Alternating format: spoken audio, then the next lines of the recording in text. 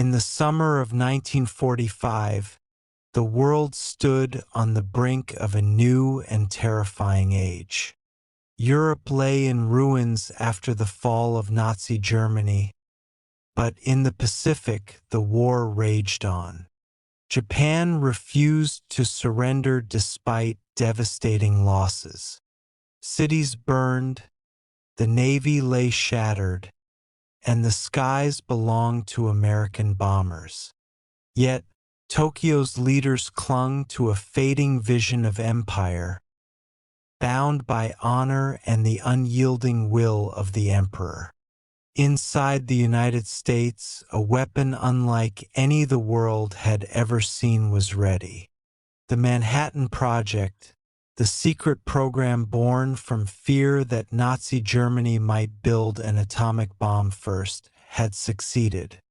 In the deserts of New Mexico, scientists watched in awe and horror as a blinding fireball lit the dawn of the nuclear age. The test, codenamed Trinity, proved that humanity had unlocked a force powerful enough to destroy entire cities in seconds. At the same time, President Harry S. Truman faced an agonizing choice. The invasion of Japan, codenamed Operation Downfall, promised unimaginable casualties.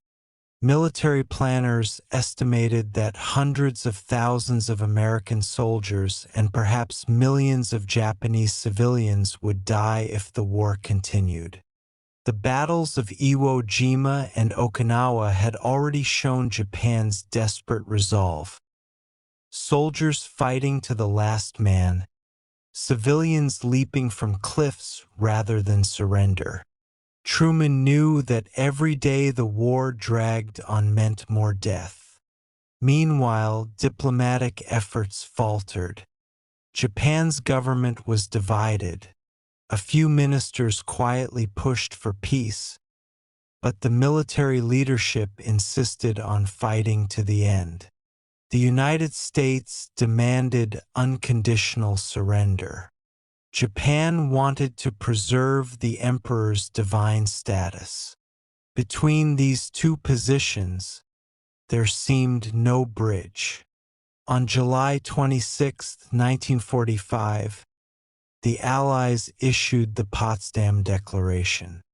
It was a final ultimatum: surrender or face prompt and utter destruction. The words were cold and vague, but their meaning was clear.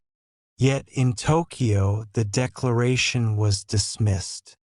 The Japanese press used a single word to describe the government's response: mokusatsu, to ignore in silence. The fate of a nation hung on that single choice. In secret meetings, Truman and his advisors debated what to do next. Secretary of War Henry Stimson, who had overseen the Manhattan Project, urged the president to use the bomb to end the war swiftly. General Leslie Groves, the project's military head, assured Truman that 2 atomic bombs were ready, one using uranium, the other plutonium. Scientists warned of unimaginable destruction, but the military saw a way to end the conflict without invading Japan's shores. Truman's diary from those days reveals the weight of his decision. He wrote that the bomb might save thousands of young Americans and bring the war to a quick end. Yet he also understood that the weapon would kill tens of thousands instantly: men, women, and children. He justified it by believing it would prevent a greater loss of life. The moral line between necessity and atrocity began to blur. Then came Hiroshima. On August 6, 1945, the B-29 bomber Enola Gay dropped the first atomic bomb, Little Boy, over the city. Within moments, a firestorm consumed everything. Over 70,000 people vanished in an instant. Tens of thousands more died from burns and radiation in the following weeks. The world had witnessed a new form of hell, one created by human hands. Even after Hiroshima, Japan hesitated. The military argued that it was just another bomb, insisting that surrender was still dishonorable. Truman and his generals realized that if one strike was not enough to end the war, another might be necessary to force Japan's hand. Time was running out. The Soviet Union had just declared war on Japan and was advancing rapidly in Manchuria. The American leadership feared that if the Japanese did not surrender soon, the Soviets might occupy parts of Japan, splitting the nation as Germany had been divided in Europe. So the decision was made to use the second bomb. This one, more complex and more powerful, was codenamed Fat Man. The target was initially Kokura, but if weather prevented the drop, the crew would head to the secondary target, Nagasaki. On August 8th, Truman recorded in his journal, "We will use the second bomb so that Japan will know we mean business." His words carried the tone of finality, the voice of a man who believed that only overwhelming power could bring peace. The order was given. The crews prepared. Thousands of miles away, in cities already battered by months of firebombing, Japanese civilians carried on, unaware that in less than 48 hours, another sun would rise, one not of nature, but of war. The world was standing still, holding its breath between annihilation and surrender. In those final days before Nagasaki, the fate of Imperial Japan and the future of mankind hung in the balance of one man's decision, sealed by the resolve to end the bloodiest war in history by any means necessary. The morning of August 9, 1945, began like countless others in wartime Japan. Gray skies, distant sirens, and the weary hum of a nation on its knees. Nagasaki, a city surrounded by lush mountains and narrow valleys, was quiet. Few knew that within hours it would become the stage of humanity's second nuclear tragedy. At dawn, the B-29 bomber Boxcar took off from Tinian Island in the Pacific, carrying the world's second atomic bomb, Fat Man. The mission was clear. If weather conditions permitted, Kokura would be the target. If not, Nagasaki would face the fire.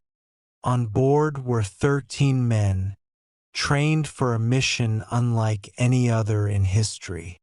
They had witnessed the horror of Hiroshima only 3 days earlier, but few fully grasped what they were about to unleash again. As Boxcar approached Kokura, thick clouds and smoke from previous bombings obscured the city.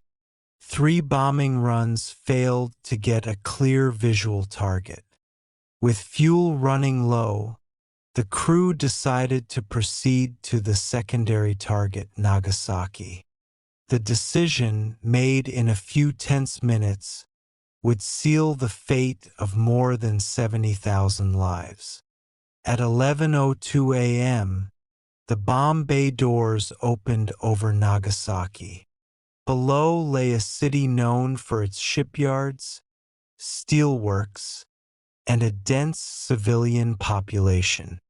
Fat Man was dropped through the clouds and detonated 1,650 feet above the Urakami Valley.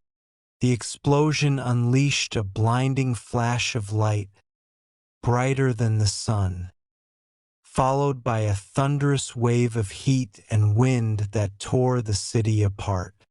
In less than a second, temperatures soared to nearly 4,000 degrees Celsius. Everything within 2 kilometers of the blast center was obliterated. Wooden houses, schools, and hospitals vanished in a wave of fire. The Cathedral of Urakami, once the largest Christian church in East Asia, was reduced to dust. Thousands of worshippers who had gathered for morning prayers were incinerated instantly. The bomb's shockwave ripped through the valley, throwing cars, people, and debris through the air like paper. Survivors described an instant of white light, followed by silence, then the roaring inferno. Some were vaporized where they stood. Others, burned beyond recognition, wandered aimlessly through a city transformed into a sea of flame. Shadows of human bodies were seared onto stone walls. Within moments, a massive mushroom cloud climbed more than 10 kilometers into the sky. Pilots aboard Boxcar watched in stunned silence as the city disappeared beneath a swelling column of smoke. One crew member whispered, "My God, what have we done?"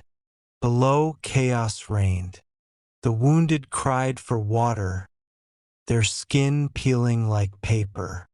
Fires raged for miles, consuming what remained of homes and families. Rivers filled with corpses and debris as survivors sought relief in the murky water. The radiation, invisible and merciless, began its slow and deadly work. People who had escaped burns would soon fall ill, bleeding and feverish, unaware that the true horror was yet to come. Unlike Hiroshima, Nagasaki's terrain offered brief pockets of shelter. The city's valleys shielded some areas from total destruction, but the suffering was no less. Hospitals were gone, doctors dead, and communications severed. For hours, Japan's leadership in Tokyo received only fragments of reports. When word finally reached them that another city had been annihilated by a single bomb, disbelief turned to despair. Meanwhile, the American command considered the mission a grim success. President Truman received the news at 11 p.m. Washington time. His message was short and final. The second bomb has accomplished its purpose. But even among the scientists and military leaders who had built the bomb, unease began to spread. Some questioned whether this second strike had been necessary. Others believed only overwhelming force could end Japan's defiance. Back in Nagasaki, the survivors endured a night of unending fire and pain. The sky glowed red long after the explosion, casting an eerie light over what had once been a thriving city. Families searched for loved ones in silence, too weak to cry. Mothers carried lifeless children through the rubble, while soldiers and priests offered prayers amid the smoke. The following day, medical aid began to arrive, but little could be done. Thousands lay dying in the open, their wounds beyond human help. The city's hospitals, those that still stood, were overwhelmed. Radiation sickness began to reveal itself. Hair falling out, skin blistering, internal bleeding.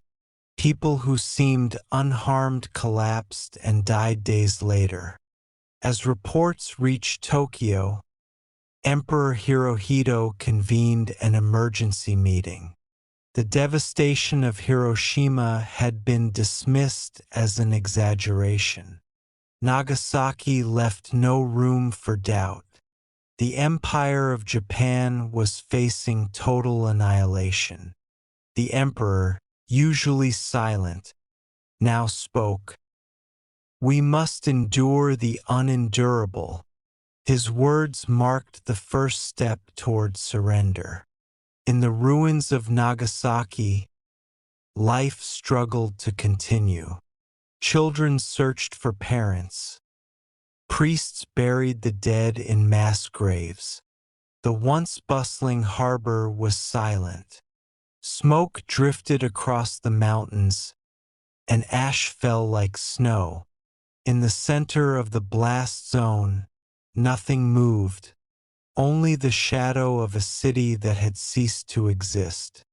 As the sun set on August 9, 1945, the world entered a new moral frontier. Two cities had vanished in less than a week. Humanity had proven its capacity not only for war, but for self-destruction. The fires of Nagasaki burned into history, not as a victory, but as a warning.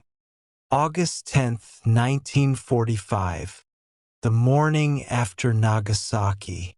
Smoke still lingered over the shattered city, and across Japan, silence hung heavier than the ashes that covered the ruins. 2 atomic bombs had struck within 3 days, leaving more than 200,000 dead and cities erased from existence. Yet even now, within the walls of Tokyo's Imperial Palace, Japan's leaders argued, fight on or surrender. The Supreme War Council gathered in a tense and desperate meeting. Foreign Minister Shigenori Togo pleaded for peace, saying, "To continue is to invite the ruin of the nation." But hardliners, including General Anami Korechika, refused to yield. They argued that surrender would shame the emperor and destroy the spirit of the Japanese people. They believed that if they could inflict one last bloody battle on the Americans, perhaps Japan could negotiate better terms. But the truth was clear: the nation had no strength left. Its cities were ashes, its people starving, its navy gone. Then a new shock came. On August 9th, just hours before the Nagasaki bombing, the Soviet Union had declared war on Japan and launched a massive invasion of Manchuria. Within days, Japanese forces were crushed. For Tokyo's leaders, this was the final blow. The last hope that Japan could use the Soviets as mediators for peace was gone. Surrounded by enemies on all sides, the empire was collapsing. That night, Emperor Hirohito convened an extraordinary imperial conference, the first of its kind. The emperor, who had rarely spoken in public, now faced the gravest moment in his nation's history. As his ministers argued around him, Hirohito quietly listened, then broke his silence. "I cannot bear to see my people suffer any longer. Continuing the war will lead only to the extinction of the Japanese nation." His words stunned the room. The divine voice of Japan had spoken. The war must end. The next day, Japan sent its response to the Allies. It would accept the Potsdam Declaration, but only if the emperor's position was preserved. The Allies debated the condition, but soon replied the emperor could remain, but his authority would be subject to the supreme commander of the Allied powers. It was a compromise that saved Japan's dignity, but marked the end of its imperial ambition. Inside Tokyo, chaos spread. Not everyone accepted surrender. On the night of August 14th, a group of young officers launched a coup, the Kyujo incident. They surrounded the Imperial Palace, cut communications, and tried to seize Emperor Hirohito's recorded surrender speech before it could be broadcast. Their goal was to prevent Japan from capitulating. For hours, confusion reigned. Loyal guards fought to protect the emperor, while rebels searched for the hidden recording. By dawn, the coup collapsed. The rebels realized their cause was lost. General Anami, torn between loyalty and shame, took his own life with a samurai sword, leaving behind a note. I, with my death, humbly apologized to the emperor. On August 15, 1945, at noon, the voice of Emperor Hirohito reached his people for the first time in history. The broadcast crackled through radios across Japan. His words were formal, indirect, and solemn. The war situation has developed not necessarily to Japan's advantage. We must endure the unendurable and suffer the insufferable. Many could barely understand his imperial language, but all knew its meaning. Japan had surrendered. Across the nation, tears and disbelief filled the air. Some wept in relief, others in despair. Soldiers laid down their arms. Mothers clutched their children and cried. The war, the longest, bloodiest in human history, was finally over. In the streets of Tokyo, the signs of defeat were everywhere. Buildings lay in ruins, food was scarce, and millions were homeless. Yet, amidst the devastation, a strange calm began to settle. Allied aircraft dropped leaflets confirming that the emperor's words were true. On the islands of the Pacific, Japanese soldiers received orders to cease fire. Some obeyed. Others refused, unable to accept that the divine empire had fallen. Half a world away, in Washington, President Truman announced the victory. The same man who had authorized the bombs now told his nation that the war was over. "This is the day we have prayed for," he said. Across America and Europe, people poured into the streets in celebration. VJ Day, victory over Japan, marked the final end of World War II. But behind the jubilation lay an uneasy truth. Humanity had entered the nuclear age, and peace would now live in the shadow of atomic fire. In Japan, Allied occupation forces prepared to enter. General Douglas MacArthur was appointed Supreme Commander. His task: rebuild a nation shattered by war, hunger, and radiation. In early September, American troops landed on Japanese soil without resistance.